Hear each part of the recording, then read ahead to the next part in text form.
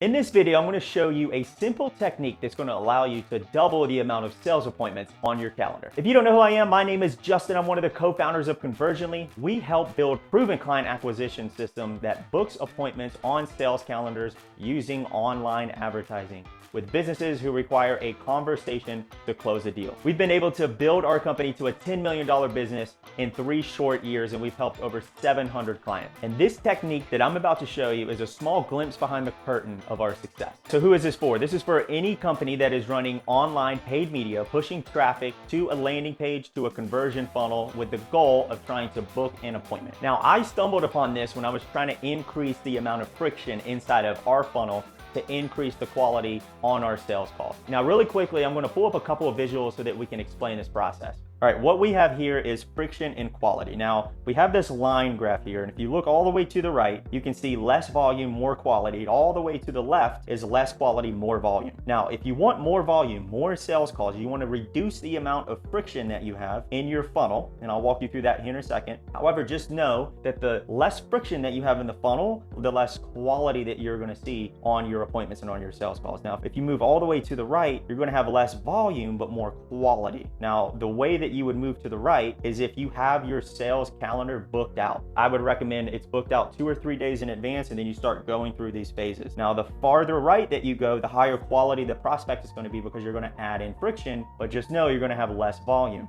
The more friction, the more hoops, the more steps that you have people go through, there's going to be less people that do that, but the people who actually do go through those hoops are going to type of people that you want on the sales call, the highest quality people. Now, let's go here to phase 1. So phase 1, we really don't recommend people going and using native forms on advertising platforms like Facebook lead forms or TikTok lead forms and going straight to a booking page and a thank you page, because usually that yields the lowest quality appointment. However, if you're struggling with appointment volume, that's where we recommend that you start so that you can get your reps in, you can get at least people having conversations with your sales team or with yourself. Then we move on to phase 2. Now, what we're doing here in phase 2 is we're moving the captured information from the native form inside of like Facebook or TikTok to an opt-in page, to a page that we have control of. And that's gonna be first name, email, phone number normally. Then that's gonna go to a booking page and a thank you page. Now, we add in friction a little bit here in phase 2 from phase 1, because normally in a Facebook lead form or TikTok lead form, some of that stuff gets automatically populated. They don't have to go off the platform. So we're adding just a little bit of a friction point there, and then it increases quality. Now, if we go into phase 3, you can see that we're adding even more friction. So we have the opt-in page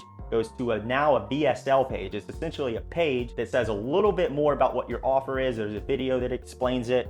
And that page is to sell people on your product and your offer and to disqualify anyone who's not a good fit. And then they go from the VSL page, so that's another step that they have to go to get to the booking page. Then they get to the booking page where they can book their time, then a thank you page. Now, phase 4, you have the opt-in page, VSL page. Now, the only difference between phase 3 and 4 is that you have an application on the booking page. An application could be a handful of series of questions that says, how much money are you making? Where are you at in your business? What's your biggest problem right now? You can have 3, you can have 4. The more questions that you have, the higher friction that you're going to have. Now, going back to my story, when I figured this technique out, we were in that phase 4 section. We were starting to add on an application to that booking page. And then eventually we added another question and another question and another question, and it got very long. So the form was about 10 questions long, the application to book an appointment. Now, what I theorized is we could take that one long form with all of the questions on one page and break those up into where they only saw one question at a time, i.e. a survey. So I tested